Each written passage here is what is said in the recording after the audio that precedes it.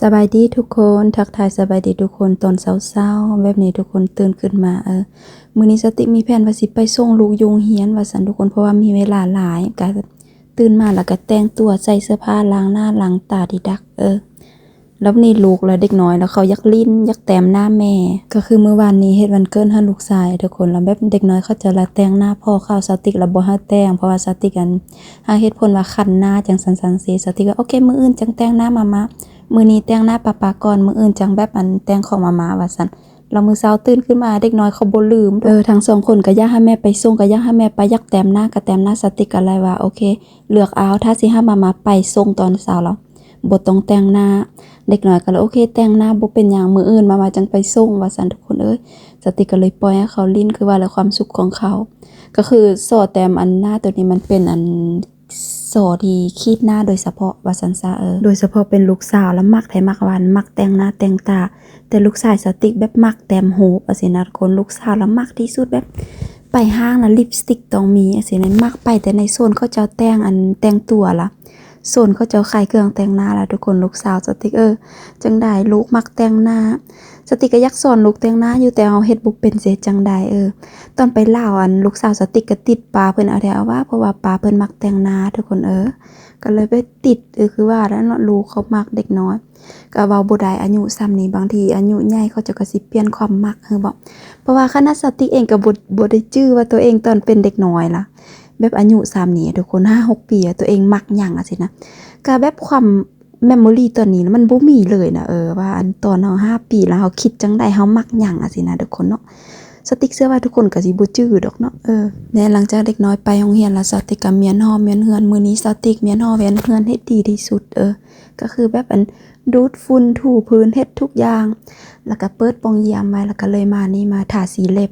สติกเป็นคนที่มือน้อยๆแล้วบ่งามมือแบบเป็นคนเฮ็ดเวียกมาตั้งแต่น้อยทุกคนมือก็เลยสั้นหลุดกุดอยู่ทุกคนสังเกตเห็นบ่นิ้วมือกอยสติกนิ้วก้อยแม่นบ่แบบพวกสติกกับแม่ย่าแล้วบ่เอาสติกไปกวดอยู่ห้องหมอหาอยากหาไปเอ็กซเรย์เบิ่งเพิ่นว่ายันสิเป็นอิหยังว่ายานสิเป็นโรคอิหยังว่าซั่นแต่สติกแล้วว่าโอ้มันต้องเป็นจังซี่ครอบครัวค่อยเป็นแบบนี้หมดจังซี่นะแบบมือของสติกคือแม่สติกทุกคนแบบมือแบบนิ้วก้อยขดจังซี่นะเป็นคนที่มือบ่งามล่ะสติกเป็นแบบมือสติกน้อยๆทุกคนแต่ว่ามือบ่ได้งามสั้นหลุดกุดเยอะหั่นแหละพ่อปู่แม่ย่ากับพวกครอบครัวพวกสติกล่ะเห็นแล้วงงตลอดอยากหาสติกไปกวดไปเช็คเอ็กซเรย์เบิ่งนิ้วก้อยซั่นซะ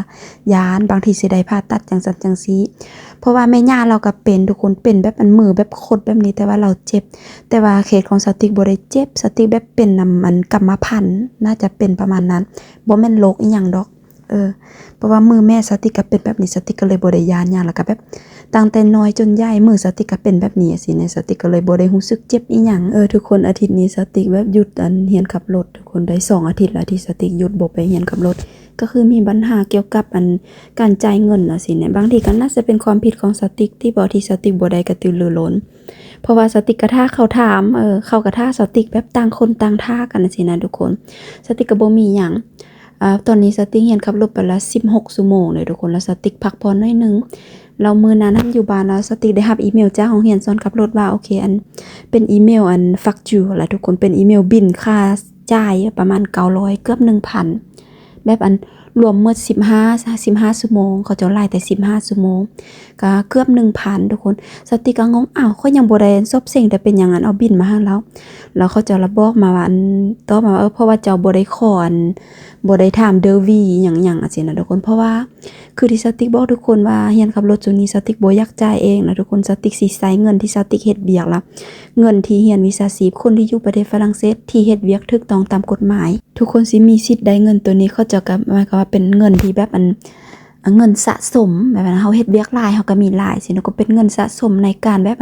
ถ้าเฮาอยากเปลี่ยนเวียกเฮาอยากหาเวียกใหม่หาอาชีพมาเฮาก็สามารถไปเปลี่ยนวิชาชีพหรือว่าไปเรียนวิชาชีพที่เฮามักได้สิทุกคนเงินตัวนี้สติกมีประมาณ1,000ปลายสติกก็เลยเอามาใช้กับสอนขับรถก็คือสติกบ่ได้ขออีหยังเพราะว่าสติกจื้อได้ว่ามื้อทะเบียนที่สติกไปลงทะเบียนเรียนขับรถกับโรงเรียนตัวนี้เขาจะว่าโอเคค่อยสิเอา เอาเบอร์ผัวเจ้าเพราะว่าเกี่ยวกับเงินเกี่ยวกับจ่ายเงินสิมันสำคัญก็เลยสิล่มกับผัวเจ้าดีกว่าสิสติกก็โอเคเห็นดีนํเพราะว่าภาษาฝรั่งเศสสติกบ่อยากอันเสี่ยงทุกคนเกี่ยวกับการจ่ายเงินเกี่ยวกับเอกสารสิสติกบ่อยากมันมีข้อผิดพลาดอย่างน้อยสิสติกโอเคเอาเบอร์ผัวเข้าไปก็ได้แล้วตั้งแต่นั้นมาโอ้เสสติกก็บ่ได้มีปัญหาหยังทุกมื้อก็โอเคอันโทรกับอันนัดกับในครูสอนตะนาอันนัดมือสอนเรียนขับรถไปทุกมื้อน่ะสติกก็บ่ได้คิดเรื่องเงินหยังบัดนี้แล้วโอเคก็สรุปรวมแล้วสติกต้องไปแล่นบัตรแล่นใบนะเขาเจ้าก็แบบสิหยุดอันสอนสติกก่อนจนกว่าสติกสิฟิกปัญหาตัวนี้ได้ว่าซั่นๆแล้วซุมื้อนี้สติกก็บ่ได้เฮ็ดหยังแล้วซุมื้อนี้สติกก็เลยซอกเวียกยักซอกเวียกทุกคนมันเสียเส้นเป็นแบบนี้ล่ะสติกก็เลยซอกเวียกมาสติกโพสต์ไปทุกบ่อนมันมีห้างอยู่ใกล้ๆบ้านสติกก็เอาอันเซเว่นไปฝากทุกคนเอาไปฝากบ่ได้เขาจะก็ปฏิเสธมาเขาจะเอิ้นไปสัมภาษณ์แล้วไปสัมภาษณ์แล้วแบบสติกมีลูกแล้วทุกคนมีลูกแล้วสติกเขาเจ้าก็ถามว่าเอาในจังซั่นจังซี่เนี่ยทุกคนอยู่ในอันจดหมายอยู่ในเลตเขาจะเอิ้นว่าเลตโมทิเวตแม่นบ่motivate โอ้ยเป็นเลตเป็นจดหมายเพราะว่าสติกสิไปยื่นมันมีอัน CV resume แม่นบ่กับอันจดหมาย motivation โอ้ยบ่สติกว่าบ่ถูกอันแล้วเป็นจดหมายกับอัน CV สติกก็ไปยื่นอยู่ในอันจดหมายตัวนี้เฮาก็บอกแบบอันเฮามีอันเฮาอยากเฮ็ดเวียกหยังสิเนาะเฮ็ดเวียกเฮามีประสบการณ์หยังได้แล้วก็เฮามีครอบครัวจังซั่นสิแล้วเขาจะถามเจ้ามีลูก2คนบ่จังซั่นเป็นไผเบิ่งลูกสติกก็ผัวเบิ่งได้ล่ะเขาก็ถามว่าอันมีอันผัวเบิ่งได้แล้วเขาถามว่าเฮ็ดเวียกเช้าได้บ่สติกก็ว่างักสติกก็ว่าใจก็อยากเฮ็ดเวียกเติม8 โมงขึ้นไปสิเนี่ยแล้วเขาก็บอกสติกว่าโอเคแล้วมันสิติดต่อกลับไปมื้อนี้มีอีกอันกันนิดานนึงสิมาสัมภาษณ์แต่สติกก็ฮู้แล้วแหละก็คือบ่ได้นั่นแหละทุกคนยากเพราะว่าหยังหั่นแหละเวียกยากทุกคนสติกกันแบบยอมแพ้แล้วแหละเกี่ยวกับเวียกอันนี้ตอนนี้สติกท่ามีแต่บ่ายเจ้านายหมอแล้วทุกคนแบบสติกอยากไปเฮ็ดเวียกแม่บ้านอีกเพราะว่าเพราะว่ามันเฮ็ดซอกเวียกยากไอ้เลิกโหลทุกคนเอ้ยนั่นแหละทุกคนอันนี้สติกกล่าวได้เต็มปากเต็มคำว่าเฮ็ดเวียกซอกเวียกอยู่ประเทศฝรั่งเศสยากสำหรับเฮาคนต่างประเทศทุกคนเอ้ยแบบเพราะว่ามันภาษามันสำคัญนะทุกคนเอ้ยแบบอีกอย่างก็แบบเขาเอาคนเขาก่อนสิก็เลยยุ่งยากแล้วก็คนต่างประเทศคือเฮาก็คืออันแบบ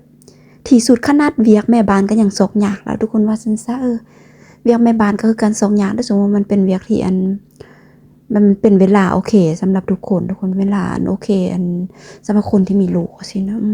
เนาะเฮ็ดเวียกแม่บ้านเริ่มเวียก8 โมงนะเลิก3 โมงเลิก4 โมงสิมันเป็นเวลาสุดยอดสำหรับคนที่มีลูกไปรับไปส่งลูกอยู่โรงเรียนสินะหั่นแหละซุมื้อนี้สติกก็เลยบ่ฮู้เฮ็ดหยังสำหรับคือว่างักๆสติอยากเฮ็ดเวียกแม่บ้านแต่ว่าสติล้มในหมอว่าบ่ได้เพราะว่าย่านในมือเจ้าล่ะมือเจ้าสิหักสินะต้องติดตามตอนต่อไปก่อนต้องได้ติดตามอาการจังซั่นจังซี่นะทุกคนแล้วเฮาต้องมั่นใจว่ามือเจ้าสิบ่หักสินะเพราะว่าในหมอว่าบ่แม่นว่าเจ้าไปเฮ็ดเวียก1 อาทิตย์2 อาทิตย์แล้วมือหักสิแล้วมันก็เลยบ่คุ้มนั่นแหละสติกก็ว่าจังได๋เพราะว่ามันเวียกซอกเวียกยากแท้ยากว่าสินะยากอีหลีนะทุกคนยากแท้ยากว่าอยู่ต่างประเทศแล้วก็ว่าได้เต็มปากเต็มคำถึงว่าเฮาสิจบปริญญาเอกปริญญาตรีอยู่บ้านเฮามาทุกคนมาถ้ามาอยู่ประเทศฝรั่งเศสภาษาเฮาภาษาบ้านเขาเฮาบ่ได้เพอร์เฟกต์เฮาบ่ได้สุดยอดล่ะก็คือว่าบ่ต้องฝันสิได้เวียกนอกเหนือจากเวียกพนักงานขั้นต่ำสิบ่เว้าจังได๋พนักงานเงินเดือนสมิธสมิกก็จะเอิ้นว่าสมิกแม่นบ่แม่นล่ะสมิกเป็นพนักงานเงินเดือนขั้นต่ำทุกคนนั่นล่ะก็เป็นกรรมกรเป็นหยังไปสิแหละเป็นธรรมดาเฮ็ดเวียกอิหยังวะทำความสะอาดตามโรงแรมสิทุกคนก็เป็นขึ้นชื่อกรรมกรนั่นแหละกรรมกรแต่ก็บ่คำว่ากรรมกรอยู่ต่างประเทศมันบ่ได้มีหยังน่าอายทุกคนเพราะว่าอยู่บ่ว่าผู้หญิงผู้ชายเขาก็เฮ็ดคือกันหมดสินะทุกคนแล้วก็เลยแบบสติกเมื่อก่อนเฮาก็เคยอยู่ลาวนะก็คิดกรรมกรจังซั่นนะเฮ็ดบ่ได้จังซี่กรรมกรเป็นเวียกหนักบัดมาอยู่ประเทศฝรั่งเศสแล้วแบบบ่ฮู้เป็นหยังสติกอยู่ดนไปแล้วรู้สึกว่าอยู่ในหัวแล้วมันเปลี่ยนไปทุกคนรู้สึกว่าตัวเองคิดความคิดละกว้างขึ้นว่าซั่นซะหั่นแหละแล้วก็เลยว่าเข้าใจว่าโอเคเวียกกรรมกรนี้แม่นไผก็เฮ็ดได้แล้วก็หั่นแหละโดยเฉพาะเฮาต่างประเทศแล้วทุกคนเลือกเวียกบ่ได้เฮาบ่มีสิทธิ์เลือกดอกเพราะว่าคนต่างประเทศถึงว่าสิจังได๋ทุกคนถ้าอยากเฮ็ดเวียกก็ต้องไปเริ่มจากพนักงานเงินเดือนขั้นต่ำก่อนแหละเพราะว่าทุกตำแหน่งงานพนักงานเงินเดือนขั้นต่ำทุกคนต้องผ่านตัวนี้ไปทุกคนต้องผ่านการใดเงินเดือนสมิกไปหั่นแหละทุกคนเฮ็ดจังได๋สิได้เวียกตายแล้วทุกคนเอ้ยอยากกลับลาว อยากกลับไปเที่ยวลาวบ่กลับไปอยู่แล้วอยากกลับไปเที่ยวซื่อๆขึ้นฮอดอาหารลาวแล้วทุกคนขึ้นฮอดอาหารลาวก็อยากให้เด็กน้อยไปเที่ยวสินะเพราะว่าเด็กน้อยเขามีความสุขแล้วอยู่ลาวอันแหละแล้วก็อีกอย่างอยู่พุ่นมันบ่แพงสินะค่าของชีพบ่ได้แพงแต่ก็เว้าบ่ได้เนาะซุมื้อนี้ทุกอย่างมันก็แพงคือกันนั่นแหละเว้ากับอันก็ออกมาก็คือเก่าบ่มีหยังเปลี่ยนคนอยู่ลาวก็แพงคือกันติดตามอยู่ Facebook ก็หยังก็แพงแต่ก็หั้นแหละก็อยากไปเที่ยวลาวจักหน่อยอยากไปกินอาหารอยากไปพักผ่อน อยากไปพักผ่อนสมองนะเพราะว่าอยู่บ้านเฮารีแลกซ์ทุกคนมันรีแลกซ์สบายทุกคนแบบมันเฮ็ดเวียกแบบอิหยังวะกินเบียร์สินะทุกคนม่วนทุกคนเอนจอยทุกคนบ่ได้มีการแข่งขันหลายว่าซั่นซะทุกคนอยู่พี่ละแข่งขันหลายเหลือเกินมีการแข่งขันสูง